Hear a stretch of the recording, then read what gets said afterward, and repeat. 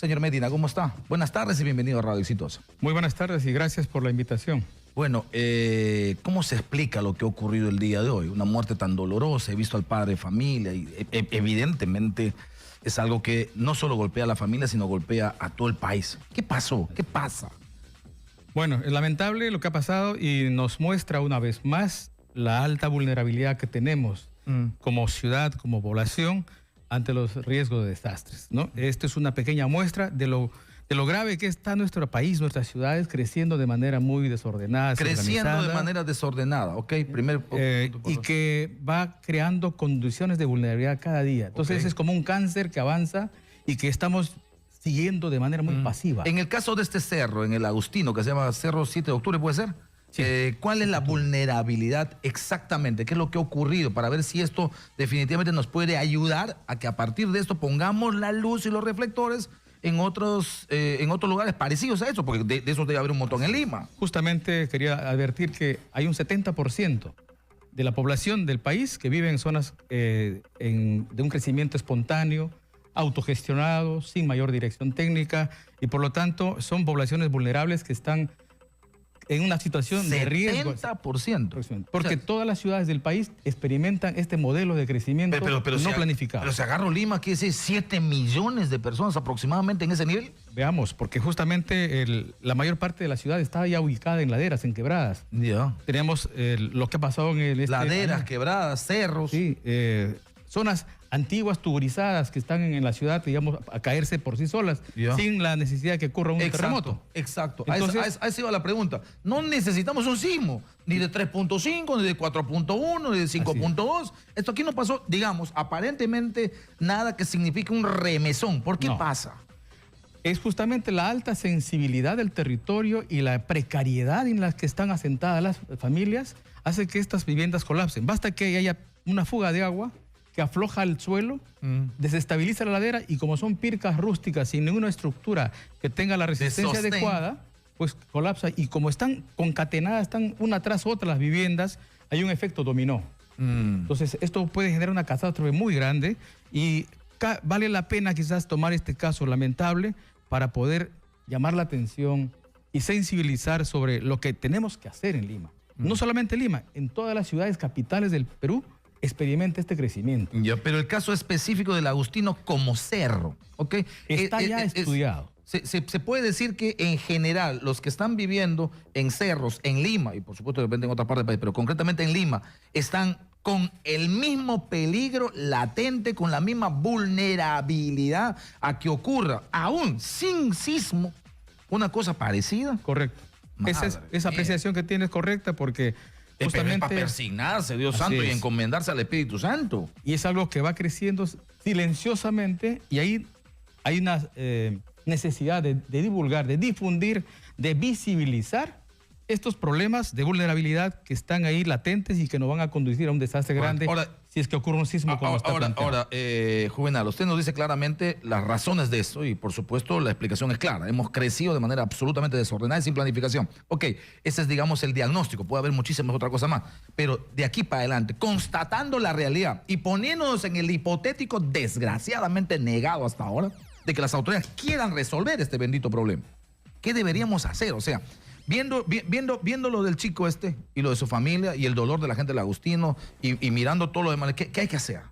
Bueno, hay un conjunto de acciones que corresponden hacer a distintos niveles, desde el nivel familiar, ¿no?, consciente del peligro, pero también hasta el nivel más alto de la autoridad competente que, de acuerdo a ley, tiene responsabilidades que hacer sobre el problema de riesgo de desastres en el país. Tenemos un Sistema Nacional de Gestión de Riesgo de Desastres encabezado por la Presidencia del Consejo de Ministros, ¿no?, donde también participa el CENEPRED, la entidad técnica, el INDECI, pero también están los gobiernos regionales, locales, ¿no?, y toda la estructura de la sociedad. ¿Y eso está concatenado? Concatenado, porque en el papel sí está concatenado. En el papel está muy bien estructurado. Perfecto. Como sistema. ¿Por qué no funciona? Ahí está el problema. Entonces, ahí hay una serie de ausencias o carencias de... ¿Pero de qué? ¿De logística? Voluntad política. Sensibilidad sobre el problema. Escuché la opinión del alcalde, el Agustino, decía que, bueno, nosotros no construimos porque es zona de riesgo. Exacto. Sí. Está prohibido. Y dijo que se había declarado zona inhabitable del lugar. pero no podemos ser pasivos ante esa vulnerabilidad que crece. Algo tenemos que hacer para corregir. Ya. No vamos o sea, a... no basta con el papelito declarando zona inhabitable de No alto es- riesgo, sino que a partir de ahí, ¿qué acciones tomo? Por supuesto. Ahí tenemos un conjunto grande de opciones técnicas de poder reducir la vulnerabilidad. Porque no vamos a mirar cómo se caen solas las casas. Sí, claro. Y no vamos a esperar que la gente vaya que por sí sola se vaya a un lugar donde no tiene todavía nada planeado. O sea. Entonces, es responsabilidad de quien gestiona el territorio de poder orientar este proceso de reducir vulnerabilidades aplicando medidas técnicas, mejorando la resistencia de las viviendas, mejorando los cimientos o haciendo una serie de cambios en según el la- patrón de ocupación del territorio. Según la normativa, según el sistema que usted nos acaba de describir, ¿quién tiene ese primer peldaño? El alcalde con su plataforma de defensa civil, Ok. con su grupo de trabajo de Ok. gestión de riesgos, que de acuerdo a la ley tienen competencias y responsabilidades Correcto. para manejar el tema. Es decir, el alcalde y su equipo de control de riesgo, que me imagino debe ser a través de defensa civil, Así es. va al lugar, establece las condiciones, hace el diagnóstico, mira técnicamente la situación y evacúa un informe, ¿ok? Aquí hay un peligro latente, esto puede caer, esto es deleznable, todo lo que fuera, ¿ok? ¿Qué hacemos con eso?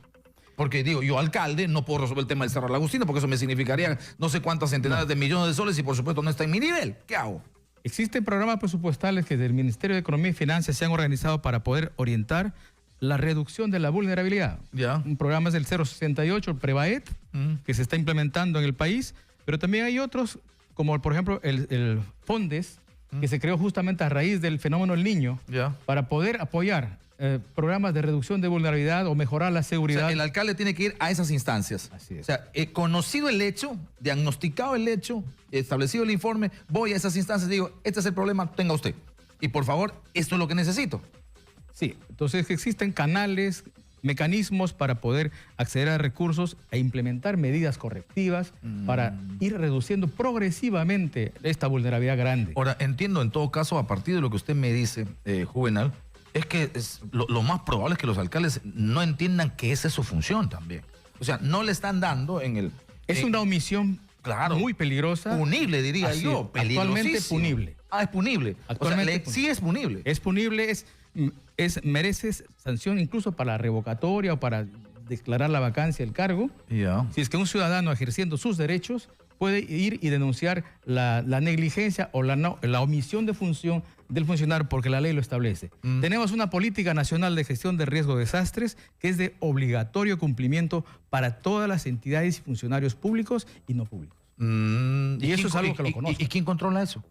Bueno, tenemos instancias que deben ser las que vigilen. La Contraloría, por ejemplo, la Defensoría del Pueblo, entre otras entidades. El mismo Poder Judicial tendría que asumir un rol más importante, Más decisivo, proactivo. Más de iniciativa. No solamente para constatar los hechos ya consumados, sino más bien prevenir el delito. Pero me imagino que la primera chamba ahí debería ser el Ministerio Público, ¿no? También. Por el lado de quienes tienen que fiscalizar y controlar y en todo caso aplicar la norma, defender la legalidad. Así Y la omisión, hay que decir, en la administración pública es un delito. ¿Ah? Así es. La omisión es un delito en la administración pública. Ahora, en perspectiva, poniendo un poco, digamos, ya una lupa a toda Lima, ¿dónde hay que poner mayor atención? ¿En qué parte de Lima? ¿Rímac, me imagino? ¿En qué zonas?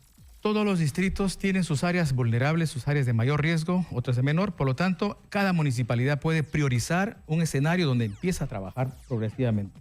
Esto no lo va a resolver de la noche a la mañana, pero tiene que haber ya un programa de reducción de vulnerabilidad, tal como estamos trabajando justamente en el marco de un proyecto conjuntamente con otros socios, Ya. programa de reducción del riesgo de desastre en ciudades vulnerables. Ya. ¿No? Con el apoyo de OFF da USAID, estamos implementando en 3 distritos. Está Independencia, Rímac y Caraballo, que son Ya. 3 distritos. ¿Cuál es la emblemáticos. vulnerabilidad? ¿Qué vulnerabilidad tienen esos distritos, por ejemplo? Viviendas en laderas, En laderas. altamente Ya. susceptibles a derrumbes, deslizamientos. Y autoconstrucción. y lluvia, justamente. Autoconstrucción. ¿No? Donde hay una carencia de una orientación técnica y un hacinamiento. El municipio no una planifica absolutamente tubulización. nada, no ha planificado en los últimos Los años. municipios están desbordados. Ya. Porque esto es por iniciativa propia de la gente, Sí, por claro. necesidad, va ocupando espacios que no reúnen las condiciones. Y hago mi casa como yo quiero, ¿verdad? como puede. O como puedo. Así. Ahora, un detalle que hay que dejar bien claro, porque alguno puede decir, no, a mí no me pasa nada porque yo construí bien mi casa. Cuidado, que lo del Agustino no es un asunto solamente de cómo construiste tu casa, sino, Como construyen los demás. así es, y del contexto, y del lugar, Exactamente. y de la zona. del cerro, que tiene, por supuesto, por las circunstancias que se ponen. Además debe estar debilitadísimo, porque aunque no hagan con cimientos tan fuertes y tan duros, igual tanto golpe, igual tanta construcción, va a generar un debilitamiento que lo deleznable se va haciendo cada vez más evidente. Sí, ahí quizás haya ausencia de una orientación técnica de la información o estudios básicos que nos permitan conocer el tipo de terreno sobre el cual voy a apoyar mi casa. Porque no todos los suelos son iguales.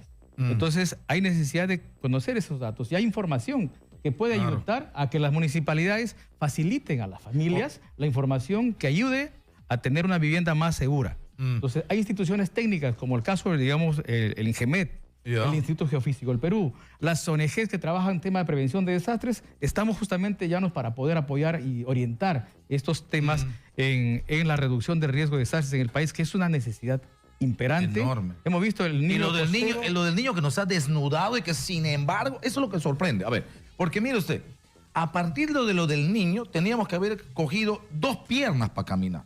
La primera, evidentemente, lo de la reconstrucción, que es en lo único que se ha enfocado hasta ahora el gobierno. Reconstrucción con cambio, que dicho sea de paso tiene una demora de tortuga, igual, pero finalmente creo que por ahí vamos de alguna manera planificadamente. Pero la otra pierna queda el asunto de decir, la lección, a partir del niño, tirar reflector a lo demás, a un posible niño aquí, a un posible sismo en Arequipa, en Lima, en Puno o en cualquier otra parte de Perú, eso no lo está haciendo nadie.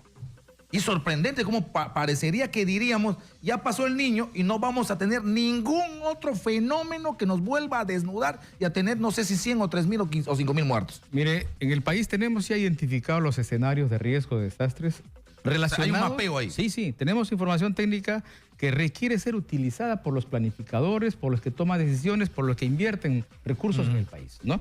Entonces, esta información lamentablemente no está siendo utilizada como debería.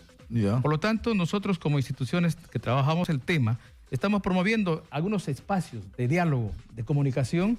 Por ejemplo, este es el foro que estamos trabajando ahora. Un foro internacional, reduciendo el riesgo de desastres en ciudades vulnerables. Hablemos de lo que no se habla. Justamente, de aquellos factores que hacen que muchos de estos problemas pasan desapercibidos o no estamos logrando los resultados deseados. Porque no hay la participación o colaboración. Aquí la verdad es que deberíamos el Perú entero cantar en coro los 3 chanchitos, ¿no? Por la verdad que lo que hemos construido es un desastre.